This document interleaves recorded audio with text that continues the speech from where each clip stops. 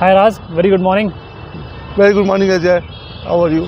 I'm doing fine, thank you. How about you? Good. What's up? Yeah, so today we are here at the Shiv Murti, which is close to the airport, and I thought this would be an appropriate place to record as we're talking about Shivratri and Shiva. So I want to start by asking you, what's your understanding of Shiva? It's a big question. Yeah, that's why I thought I'll ask the big man. I'm a very small fry to speak on what is Shiva, and especially for any human mind to get what is Shiva is a lifetime effort. In fact, life beyond life effort I'm sure, yeah. to get what is Shiva. Yeah. But I think with your ideas, we can at least start to get to understand this a little But bit more. surely I can share my experience with Shiva, Please do. my understanding of Shiva. For me, Shiva is a space, a most purest and most potent, most vital space, inside which everything gets created, gets generated, gets preserved, and ultimately get destroyed for a new creation. Okay. Can you elaborate on the idea that when you say Shiva is a state where everything shows up Yeah. and even the creation shows up there, and the destruction also shows there. So Shiva is a space of complete nothingness or emptiness. Okay. It's complete empty space, Mhm. pure empty space, which has nothing in it, Mhm. but it is very potent, Mhm. very vibrant. Mhm. ठीक है? Inside which everything gets created and generated. When you say everything, Everything is everything. There is nothing in the existence okay. which gets created outside Shiva. Okay. There is nothing in the existence. Okay. So this is the ultimate space. This is the ultimate space, Okay. So, a space which has no beginning, mhm, no end. got that. Even if whole existence gets lost, Mhm. Shiva will be there. And with the nothing which existed, then Shiva was already there. Yes. That's powerful. Yeah. So and like how do you see then Shiva and Shakti then? So how do you see what's your understanding of that? Shakti,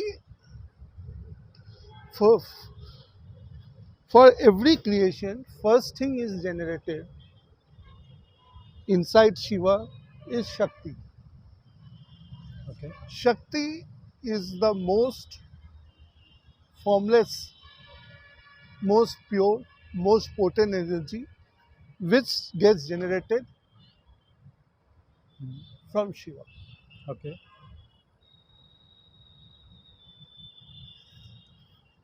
That Shakti carries all possibilities of creation, every possibility of creation, abundance of possibility. We understand or that Shiva is also referred as the Lord of Destruction. You know, and you were saying it's important for creation. Yeah, So can you elaborate on that? you know what's it's left after destruction? Nothing. ठीक है. Mhm. And why destruction? Why destruction is important? So that something new can show up. Sure. Shiva gives that space and opportunity for new creation. So you're saying that Shiva allows new creation to be possible by destroying things Yeah. which. Remember, nobody has created Shiva. Hmm, right. That's why, in common sense, in common language, we say that Ajanma. Ajanma, Right. who has not taken birth. Right. Right. So that's Shiva. And then there are those Brahma, Vishnu, Mahesh, the Trinity. Yes. So, you know, in the space of Shiva, pure energy, which has a Shakti there, from that, our ability of creation gets generated, Hmm. and that is Brahma. He is the creator. Hmm. He creates inside that Hmm. with the wisdom of Saraswati. Hmm. That's why the Saraswati is considered to be the consort of Brahma. Right. And, Hmm. and once the thing is created, it is preserved by Vishnu with his consort Lakshmi, Right. the goddess of wealth Right. Right. and power. Yeah. So this is I'm sure this is like all as per the Vedic philosophy and all. Yeah, But it's like, all for understanding, hmm, understanding the scheme of creation. right. So this creation is happening at the creation level. There is no separation of Shiva. There is no creation, no segregation of Brahma, Vishnu, Mahesh, Saraswati, Lakshmi, or Parvati. Hmm. They are all are one. But for human understanding level, so it makes easy for us to understand the scheme of our existence. And in fact, the importance of these facets of, Yeah, this aspect of creation, right. Right. because human being by nature has been designed with all these qualities Hmm. to for creation. Hmm.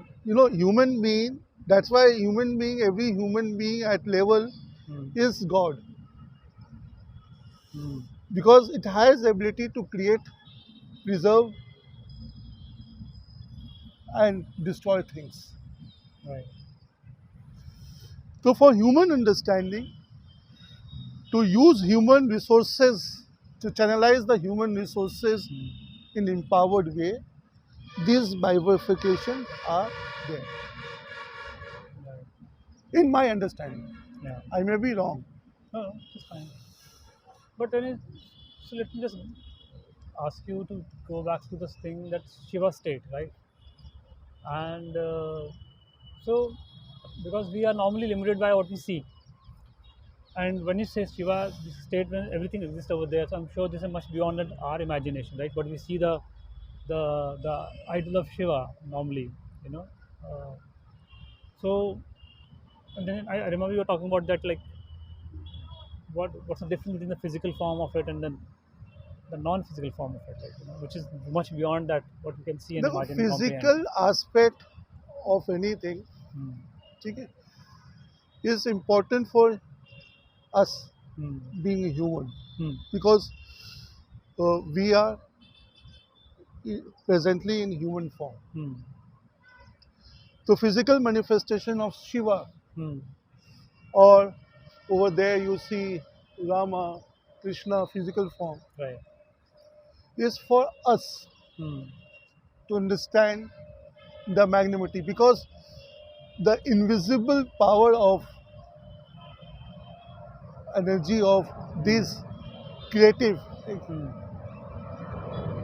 cannot be perceived by us in that powerful way. So that's why these idols becomes important. The physical aspect for this statue Hmm. is of Shiva, or you say Mahadev, Shankara, Mahadev. uh, So Mahesh, whatever. this idol has nothing to do with the uh, true manifestation Hmm. of Shiva, which Right. is complete unmanifest. And Okay? I remember you were talking about that idea that it is something created by humans. Yeah, this idol is created by a human mind to explain what Shiva's state in human form may look like. Right. Suppose if monkey Hmm. would be defining Shiva Hmm. and to make other monkey to understand Hmm. how Shiva will manifest Hmm. in a monkey form, Hmm. so the form of Shiva would have been different. Hmm. It's for human understanding. Right. But true Shiva is beyond all physical reality.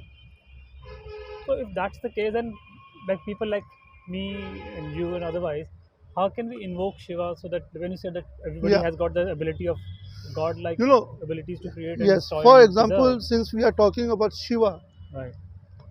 look what most idol of Shiva looks like. Hmm. Shiva, most of the in idol, Shiva is shown sitting in meditative state. Right. है Eyes ना? half closed, yes. है ना? Meditative state. What is the meditative state? Meditative state is that state where you are just an observer, Hmm. है ना?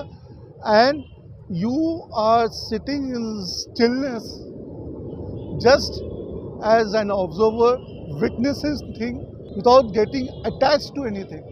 So when you are sitting in stillness, in meditative state, you also become a space, just like a Shiva. Hmm.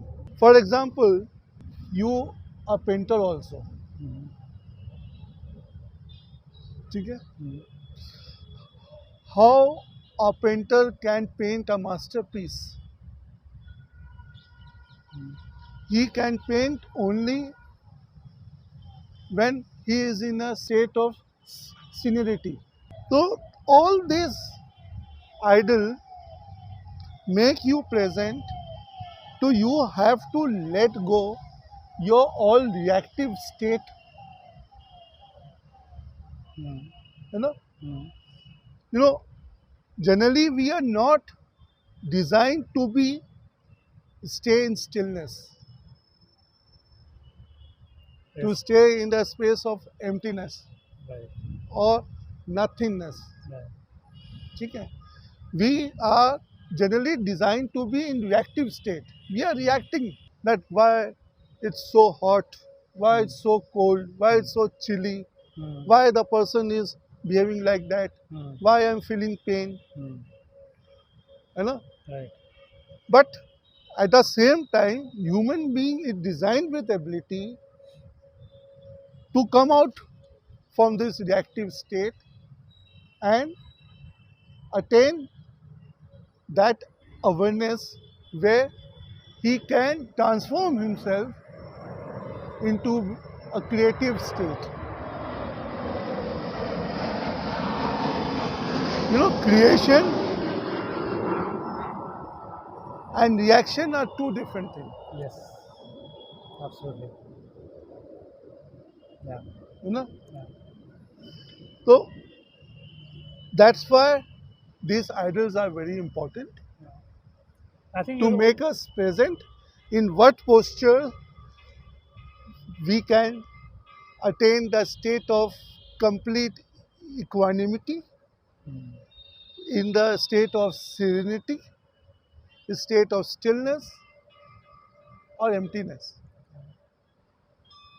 Yeah, but I think you said a very important point about creation and reaction, and I think if we as a generation can understand the difference and start looking at, like, if you can choose to create then react, I think the world will be a different place altogether. Yes, one thing, reaction comes from past.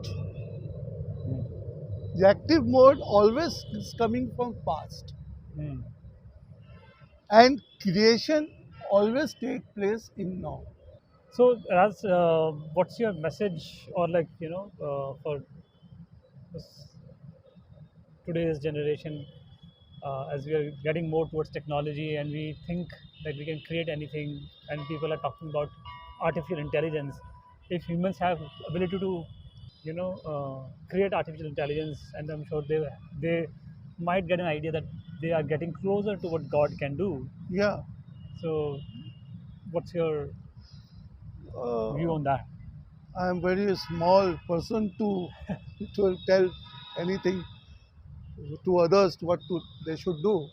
But in my experience, I say that work upon yourself. Mhm. The person upon whom you can work, Hmm. really can work, is to work upon yourself. Let go all negativity in yourself. Hmm. Follow the path of meditation. Meditation will help you to observe yourself. It will help you to observe your all lesser way of beings, Hmm. which we generally are associated to your reactive mode. Like do away all uh, anger in yourself, Hmm. remove all negativity, hatred, Yeah. unnecessary attachments. Hmm. uh, uh, do away from all guilt, shame, all these lesser way of beings, Yeah. and be present. Hmm. Let go of your past, Hmm.